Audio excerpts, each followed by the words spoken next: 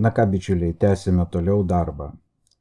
Pirmoje pamakėlėje, pirmoje dalyje aš jums tikriausiai neparodžiau vieną dalyką. Ne šitą atidariau. O šitą reikia mums atidaryti, tą uždarysim langą iš viso. Tai va, šitą va direktoriją Photomix 927 po atsiuntimo ir va čia yra instaliacinis failas. Šitą failą instaliuoti reikėtų galbūt tik tai tuo atveju, jeigu jums dėl kažkokių tai priežasčių nedirbs Photomix Portable, portatyvinė versija. Tada įdėkite į kompiuterį taip, kaip yra diegiamos visos programos. Ir dar vienas įspėjimas, po pirmo programos portatyvinės turiu minty atidarimo ir uždarimo pas jūs dar atsiras papildomai va šitas konfiguracinis failas ini ir va šitą dar direktoriją data duomenys. Čia programa sukurs automatiškai šitos du failiukus. Tai tada atskiroje direktorijoje pas jūs bus 1, 2, nu šitą jeigu įkelsite, 3, data ir application, 5 elementai. Na va. Nu ir ką, dabar paleidžiame, šitą galiu uždaryti, paleidžiame mūsų programą ir pabandysime kažką tai pirmą dalyką sukurti. Tuo pačiu kūrybos metu mes susipažinsime su programos interfeisu. Nu, aš pasirinkau rusišką variantą, gal išskleiskim ją per visą ekraną, kad būtų didesnis. Na vat ir žiūrėkite, visą laiką pradedame nuo naujo projekto. Štai čia yra naujas projektas. Paspaudžiame kairiuoju pelės mygtuku. Ir dabar atsidarė mums langas. Pirmas dalykas, ką mums reikėtų padaryti, tai užduoti mūsų būsimojo paveiksliuko išmatavimus. Matote, razmer. Spaudžiame šitą eilutę kairiuoju pelės mygtuku. Ir dabar žiūrėkite. Čia yra galimybė, skaitosi, pasirinkti tam tikrus standartus. Bet aš jums siūlau pasirinkti savo išmatavimo. Va čia yra toksai svoj razmer. Paspaudžiat ant jo, čia atsiranda svoj razmer. Ir dabar šituose dviejose laukeliuose mes galime įvesti savo išmatavimus. Paveikslėlio plotis ir paveikslėlio aukštis. Jeigu čia bus varnelė uždėta, tai keičiant vieną matmenį, antras automatiškai pasikeis. Bet čia dabar yra sistema tokia. Vat pažiūrėkite, kaip jūsų akiai maloniau yra žiūrėti į paveiksliuką. Ar kada jis yra toksai, suprantat, pailgas, kaip tualetinio popieriaus rulonas ir į vieną ekraną vaizdas netelpa. Ar taip, kaip dabar yra lapas šitas baltas. Matote, čia yra vadinamoji albuminė versija, o jeigu toksai stačias yra stačiakampis, tai čia yra portretinė. Tai prisiminkit, kad vis dėlto pats priimtiniausias žmogaus akiai formatas yra albuminis, būtent tokios proporcijos. Ir prisiminkite šitos skaičius: 1280 pikselių plotis ir 720 pikselių aukštis. Šitie išmatavimai užduoda jūsų būsimajam paveikslėliui HD kokybę. Tai yra aukštos raiškos, aukštos kokybės gausis paveiksliukas. Prisiminėte, ne? Tai čia pasistatote šitą nustatymą. Jei nuimat varnelę, jeigu daleiskim vieną matmenį rašant, čia gaunasi visai kitas, tą varnelę reikia iš tikrųjų nuimti, kad proporcijų neišlaikytų. Ir dabar į šitos laukelius galima įrašyti visiškai kitokius. Čia dabar galiu 1000 parašyti ir nepakis, 5000 galiu padaryti aukštį, suprantat? Tik ta varnelė turi būti nuimta. Nu ir viskas, ir paspaudžiame OK. O dabar šitas dokumentas, jisai tapo būtent tų išmatavimų, kuriuos mes norime. Toliau. Čia yra 3 pasirinkimo variantai. Ką mes uždėsime būtent kaip foninį vaizdą mūsų dokumentui. Šiuo atveju būtų prozračnai fon, skaitosi permatomas fonas. Ką mes bedėtumėm čia ant tų paveiksliukų, viskas kitkas tarpuose bus permatoma. Nu, apie tai vėliau. Fon is fotografijai. Va čia yra kitas knopkiukas, va čia paspaudžiam perjungėją, uždedam taškiuką. Čia aš turiu įdėjęs tokį paprastą paveiksliuką. Kažkada tai buvau daręs, man buvo reikalingas, neatsimenu dabar kokiems tikslams. Ir dabar ant šito paveiksliuko mes čia galime vėl ar užrašus uždėti, ar dar paveikslėlių priklijuoti ir panašiai. Ir trečias yra dirbtinis fonas. Paspauskim dirbtinį foną. Ir vat mes gauname galimybę visą mūsų dokumentą nuspalvinti tam tikrą spalvą. Bet dabar vėlgi čia atsirado, žiūrėkite, attienkį skaitos. Ką mes čia galim padaryti? Jeigu bez attienkava, tada jisai priima vat vieną spalvą, kuri yra šito įrankiu nurodyta. Vat, supratote, ne? Dabar žiūrėkit, vertikal. Čia yra gradientas. Matote, kairioji pusė gaunasi tamsesnė ir jinai šviesėja, vat yra tamsesnė ir šviesėja iki nurodytos spalvos. Arba horizontali. Va, tada viršus tampa tamsesnis, apačia šviesesnė. Galima sukeisti vietom. Va čia, vat, paspaudus ant šitų, vat, matote, langelių, atsiranda spalvų paletė. Nu ir tiesiog pirmą mes vat, pakelti galim vat, tokį padaryti šviesų važydą. Ir čia paspausti OK. O štai šitą antrą mes galime patamsinti, o duokim jį kitokią tamsumą. Pažiūrėkit, OK. Matot? Ir spalvos susikeitė vietomis. Tai dabar pasirenkate savo norimą foną ir sekantis yra veiksmas uždėti pirmutinį priekinį foną. Suprantat, šitas fonas yra background, na, atbulinis fonas, pats pagrindinis. O šitas yra viskas tas, kas dabar ant šito fono, vat ant šito mėlyno dėsis ant viršaus. Va, periodiniai plan. Ir dabar nuo šito momento dėmesio. Ką mes turime, kokias galimybės? Mums dabar reikia pasiruošti keletą paveikslėlių, kurie bus uždėti štai čia. Nu ir ką aš dabar siūlau? Aš siūlau jūs susipažinti su tam tikrais dalykais, su tam tikrais variantais, kur jūs galite gauti paveikslėlių, na ir panašiai. Na, atsidarykim naršyklę. Atsidarome naršyklę ir paieškos langelyje parašykime, pavyzdžiui, tokį dalyką. Rožės ir PNG. PNG. Atsiminkite šitas raidelės. Rose PNG. Anglišką variantą duoda. Nu, visai neblogai. Žiūrėkit, paspaudžiame Rose PNG. Ta PNG mes prirašėme dėl ko, nes tai yra grafinis formatas, kuris paveiksliukui suteikia permatomumą, skaitosi. Jisai yra permatomas, ta prasme. Vat įsivaizduokit šitą rožytę, ne? Ir normalus paveiksliukas, jisai būna va taip, vat, langas ir aplinkui viskas bus balta, arba kitas fonas. Jis bus nepermatomas. O mums reikia, kad realiai tas paveiksliukas atrodytų taip, kaip lygtai su žirklėm iškirpta, suprantat? Ir mes, jeigu šitą iškirptą paveiksliuką užklijuosim ant lango stiklo, tai per lango stiklą mes matysim, kas ten toliau už langą yra ir matysim šitą rožę. Nu, čia toks trumpas paaiškinimas, kaip yra su PNG formatu.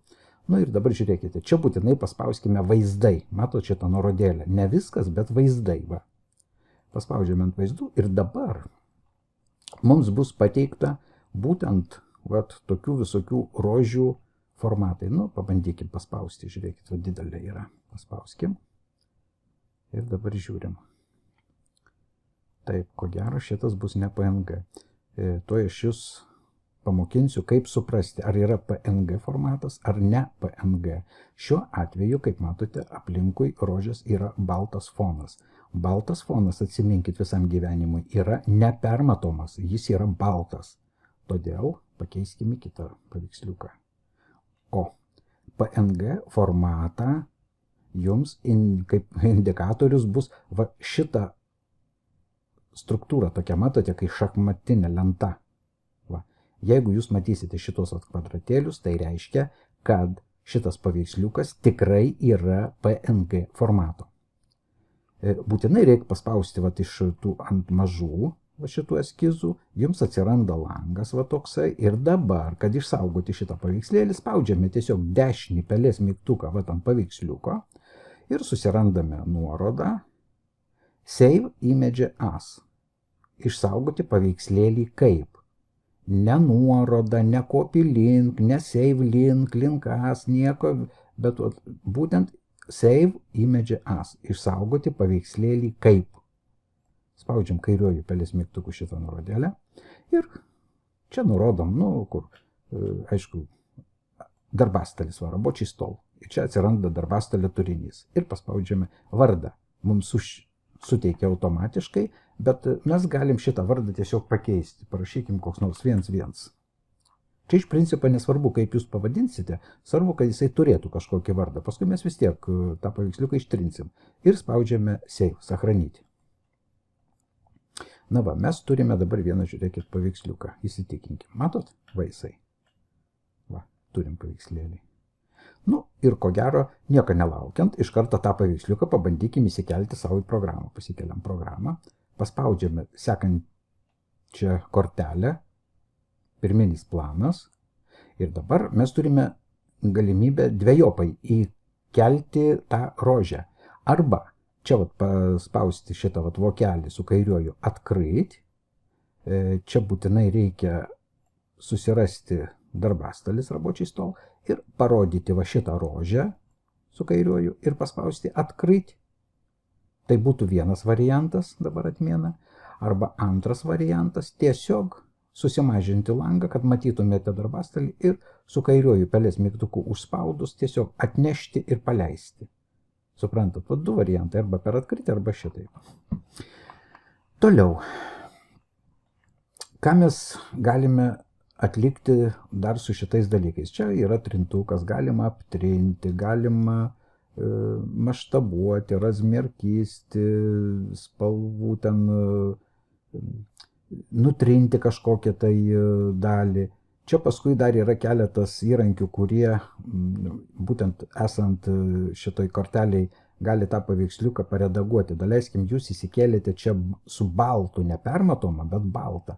Tada skaitosi šitoj programoje galima padaryti tokį kaip PNG formatą, bet tai aš jums rodysiu kitose pamokėlėse. Iš karto suprantat, gali jums būti per didelė informacija. Todėl visą šitą programą aš išskaidysiu į bent jau keletą tokių pamokėlių, kad kiekvieną esantį įrankį mes galėtumėme tiesiog atskirai paimti ir išstudijuoti.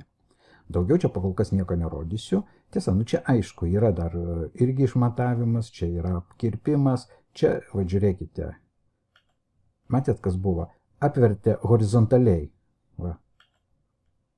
Rožė dabar kairiai, didžioji, o jeigu dar sėki paspausim, žiūrėkit, didžioji rožė dešiniai. Kartais būna reikalinga tokia funkcija. Dar galima, pavyzdžiui, dar kartą įkelti. Įsivaizduojate, aš dabar du įkėliau, vienas į kairę, kitas į dešinę žiūri. Ir dabar, žiūrėkit, paspaudžiame kompoziciją, trečią kortelę. Ir žiūrėkit, kas išėjo. Matot, viena rožė yra aprėminta tokiu punktyriniu. Mes ją galim šitaip pat. Paėmė, tiesiog už rožės paėmė ir patraukė. Bet dabar mums reikėtų realiai paimti ir sumažinti. Tam tikslui, kad sumažinti, reikia pasitraukti taip, kad matytumėme dešinį apatinį kampą. Šičia S raidelė tokia. Ant klaviatūros nuspaudžiame Shift klavišą. Jinai yra kairėje pusėje, ne pati apatinė, bet per vieną klavišą į viršų. Su tokia rodiklytė į viršų. Arba apatinė yra Ctrl CTRL, o sekantį į viršų yra tokia rodiklė. Jinai Shift vadinasi. Nuspausti ant klaviatūros Shift klavišą ir ją laikant, užvesti kursorių su pele ant S raidelės taip, kad kursorius pavirstų į tokį pakreiptą, matot, dvipusę rodiklę. Užspausti kairiuoju pelės mygtuku ir tempti šitaip. Matėt, mes tuo pačiu sumažinome šitą rožę. Dabar perspaudžiam čia ant šitos didžiosios rožės irgi ją pasitraukim. Taip, kad matytumėm, vėl nuspaudžiam Shift, vėl, kad rodiklio pavirstų, nu irgi panašiai taip pasimažinam ją. Nu, ir atkreipkite dėmesį, nebūtinai, kad visas elementas įsitektų. Mes galim dalį elementų į kairę paslėpti, matot? O šitą elementą mes galim padaryti taip, kad jisai čia būtų. Nu, šitą dar galim patraukti, taip, daugmaž simetriškai, kad išeitų, matot? Kad vienas ant kito jie užlipa, čia iš tikrųjų nėra jokios tragedijos. Nu, ir žiūrėkite. Mes dabar padarėme tokį savotišką paveikslėlį atvirutę. Čia pasiliekam apačioj, arba tos paveiksliukus nuleidus į apatinę dalį, liktų tada viršuje mums laisvas plotas. Ir į šitą plotą mes galim įrašyti kažkokį tai tekstą, kažkokias tai mintis, kažkokią tai eilėraščio fragmentą, nu ir panašiai. Suprantat, čia jau yra kūrybingiams žmonėms jau pasakoti, manau, neverta, ką galima įdėti per užrašą. Čia dar yra įrankis įspravyti. Čia galima truputį spalvas pakoreguoti ir panašiai, bet pakol kas šito aš jums nerodysiu. Grįžtam į kompoziciją ir žiūrėkite, kompozicijoje yra įrankis dabavyti tekst, tik tai dabar nuo šitos vietos dėmesio. Šita programa, ji nepalaiko mūsų lietuviškų simbolių. Žinovai čia to jau gali pradėti komentuoti, kad įsidėk šriftus ir viskas bus gerai. Ne, mielieji, čia šriftų įdėgymas nepadės, todėl kad šitai programai visi tie šriftai, kurie iš tikrųjų lietuvybę palaiko, ir Verdana, ir Arial, jie čia yra. Tačiau pati programa yra parašyta ne Unicode. Todėl jinai, mūsų lietuviškų simbolių, kaip nekeista, jinai nesupranta. Kirilica rusų, prašom. Aš jums dabar parodysiu, dabavit tekstą. Žiūrėkit. Verdana. Verdana tikrai 100% kitose programuose, kurios yra Unicode parašytos, lietuvių kalbą palaiko idealiai. Bet yra kaip yra. Rašom kažkokį tekstą. Nu, gerai, žiūrėkit, aš tiesiog Ž raidę, matot? Čia jinai, kaip nekeista, pasispausdino. Čia galim pasirinkti šriftą. Išskleidžiam šitą novai. Čia galime riebesnį, čia padidinti, pamažinti. Čia Verdana, galit, žiūrėkit, kitus pasirinkti. Arial kokį nors. Arial Unicode mes daleiskim. Ir čia dabar žiūrėkit, nabor simvolov. Na, čia rašo taip, jeigu bandai pasirinkti kirilicą, tada rusiškai gali spausdinti. Nu, dabar palaukit, pažiūrėkim. O čia yra Pribaltika. Nu, dar kartelį, įsitikinkim Pribaltika ir paspauskim OK. OK. Ir čia dabar OK. Spalva teksto bus balta. Jeigu norim ir teksto spalvą pakeisti, tada čia novai ir pasirenkam spalvą šitos paletės, arba tiesiog čia yra toksai, žiūrėkit, kryžiukas ir pavedžiojam tą kryžiuką. Nu, daleiskim, žalsvas kažkoks fonas, čia žalias tada ir pradedam šitą šliaužikliuką stumdyti ir čia šitam langelyje mums yra rodoma spalva. Nu, tokią žalią tamsią padarykim. Ir paspauskim OK. Ir čia dabar OK. Ir kaip matote, vis tiek, mes dabar jį galim šitą tekstą paimti, šičia jį galim taip patraukyti, patampyti. Ir kaip matėte, jokių lietuviškų raidžių nebeliko. Liko iš Ž, liko Z. Tai šito pasakoje dabar čia galima udalyti tekstą. Rusiškai, jeigu rašysi, viskas bus teisingai, viskas gerai. Tada, kadangi gaunasi toksai paradoksas, kad šita programa mūsų lietuviškų nepalaiko, aš siūlau padaryti tokį variantą. Neužsiciklinti būtent dėl šito dalyko, o pasiruošti paveiksliuką, numatyti vietą. Numatyti tiesiog vietą savo tekstui ir tą tekstą užrašyti jau kitoje programoje. Na, pavyzdžiui, pirmoji pozicijoje rekomenduočiau Picasso. Dėl Picassos mano tinklapyje Kompiuteris jums yra pamokėlė, kaip uždėti įrašus ant paveikslėlių programoje Picasa. Jeigu sudomins, nerasit, paklauskit, aš jums konkrečiai, personaliai atsiųsiu nuorodą į tą savo straipsnį, į tą video pamokėlę. Nu vot, ir viskas. Įsivaizduokim, kad dabar čia mūsų paveiksliukas yra paruoštas, įspravit, mes čia nieko jau nebedarysim ir spaudžiam tiesiog finish. Liko paskutinis, kaip sakant, etapas, ką mes dabar turime atlikti. Mes galime čia išsaugoti, galime atprinteriuoti, perleisti per printerį ir mes galime dar nukopijuoti. Bet čia, jeigu nukopijuoti, tai tada jau galima būtų įkelti į kokią nors programą tą nukopijuotą dalyką tolimesniam kažkokiam tai redagavimui. Nu, kad ir tą pačią, daleiskim, Picasa programą. Bet dabar žiūrėkite, dar prieš išsaugojant, mes norėtumėm dabar šitą savo šedevrą išsaugoti. Bet prieš tai dar čia yra du įrankiukai. Yra razmer ramki ir razmer tieni. Ką tas reiškia? Žiūrėkit, jeigu mes šitą įrankį pastumdysim, va, kaip matėte, visas paveiksliukas apsirėmino va tokią violetiniu rėmeliu, o spalvą užduodam štai čia. Matot, jeigu mes čia dabar paspausim, mesgi galim šitą rėmelį, daleiskim, raudoną padaryti. Matot, va tokį. Nu, čia, aišku, pasistumdant tam tikras spalvas, va. Va, taip pat galim padaryti, va tokį raudoną. Jeigu mes pritaikysim, ok, paspausim, matot, rėmelis pasidarė raudonas. Toliau, razmer tieni. Čia tam rėmeliui duoda tokį, žiūrėkit, šešėlį. Va, čia aplinkui yra šešėlis, bet jam reikėtų spalvą pakeisti. Vat, daleiskim, galim uždėti, nu kokią nors mėlyną spalvą, tokią, vat, pakankamai riebesnį. Ok, vat, matot, gavosi jau dar šešėlis toksai. Jeigu jums šitie rėmeliai yra ir tie šešėliai reikalingi, tada šitos šliaužiklius pastumėt ir čia pasirenkat spalvas. Jeigu nereikia, tiesiog šitos šliaužiklius gražinam į kairę pusę, o šitos žalius, va, paleidžiam ir liko viskas be rėmelio. Ir dabar paspaudžiame sachranit, na, išsaugoti su kairiuoju pelės mygtuku. Na, kur patogiausiai? Žinoma, vėl yra patogiausiai saugoti ant darbastalio, todėl susirandam kairiai pusiai būtent va darbastalį. Čia užduodam vardą, nu, kokį, nu, koks 01, ne? 01 ir formatas JPG. Ir paspaudžiame išsaugoti. Žiūrėkite dabar ant darbastalio. O, supratau. Gerai. Jinai nuėjo čia į tą direktoriją 01. Jeigu yra bent direktorija ir kas panašių pavadinimų, tuomet nepaidėti. Padarykim 02. Na, išsaugoti. Ir dabar žiūrėkite.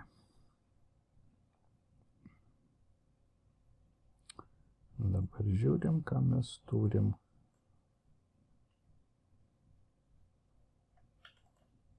Palaukit, čia 01.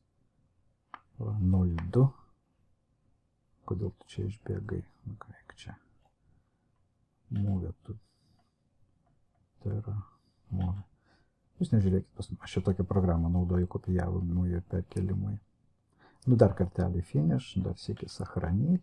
Na, dabar užduosime kitą vardą, tiesiog, nepakeičiau čia, matot, dar sėki reikėjo paspausti man darbastalis, va darbastalis, ir dabar čia dar galiu kitokį vardą, nu, ASD daleiskim, va, jokio skirtumo, kaip mes jį pavadinsim, ir paspaudžiam sachranit, ir va, ant darbastalio atsirado toksai. Stebėkite tai išsaugojimo lange, kur saugojat, paskui prisisaugosit ten, ir patys nerasit. Nu va, tai dabar šitą programą mes galim biškį patraukti į šoną ir žiūrėkit, atidarom su savo kokią nors naršyklę. Nu va. Aha, dabar žiūrėkit, kodėl mums gavosi toksai paradoksas. 1280 ant 720. Matot, dokumento išmatavimas viskas teisingai yra. Labai gerai, kad taip išėjo, nes galima tiesiog apsirikti. Žiūrėkit, pasididinam. Va. Arba mes galėjom, jeigu vat, yra mažesnis dokumentas, žiūrėkit, mums reikėjo čia susimažinti mastelį taip, kad visas vat, langas vat visas tas fonas mums gražiai įsitektų į langą. Tai va dabar vėl grįžtam į kompoziciją, nes kompozicijos režime mes galime, suprantat, tuos va paveiksliukus pakilnoti. Nu dabar galim va šitaip padaryti. Žiūrėkit. Na va toksai. Na, o čia kur nors galite parašyti tekstą. Suprantate, čia jokio skirtumo, kokius jūs paveikslėlius panaudosit. Jūs galite ir nepermatomus, galite nuotrauką uždėti, kokią paveiksliuką atskirą, ten gamtovaizdį kokį, jokio absoliutiškai skirtumą. Ir tų paveiksliukų taip pat galima prikomponuoti, kiek tik tais norit, kiek čia tilps ant to fono. Ir dar vienas įdomus įrankis, o patrauksiu čia biškį daugiau. Žiūrėkit, šičia R raidelė. Va, ką su ją galima ant R raidės, o šitaip pat paėmus, ją galima pasukinėti, matot? Žiūrėk, pataikyti dabar. 0. Va čia šitoj vietoje buvo tokie maži skaičiukai. Kada 0 yra, tai yra 0 laipsnio nukrypimas. Nu, va ir grąžinam atgal. Nu, va. Ir dabar dar kartelį išsaugokim. Finish ir sachranyti. Užduokim, va, parodykim vėl tą patį 0,2. Ir žiūrėkit, programa paklaus, ar pakeisti. Nu, replace. Su pakeitimu. Taip, sutinkam su pakeitimu. Ir dabar žiūrėkit. Na va, 0,2 pasikeitė. Ir dabar 0,2 atidarius, va jisai pilno išmatavimu. 1280 ant 720 ir štai yra toksai dalykas. Nu va, pirmas etapas kaip ir baigtas. Sekančiai pamokėliai mes, aišku, dabar nuosekliai dirbsim su šita programa ir per visas likusias pamokėlės aš jūs supažindinsiu su visais įrankiais. Tai dabar tik tai užakcentuojam ir prisimenam tą dalyką, kad šitą vietą mes palikome kitai programai, kurios pagalba galėsime tiesiog paimti ir užrašyti savo užrašus. Nu ir ką, draugai, ačiū už dėmesį.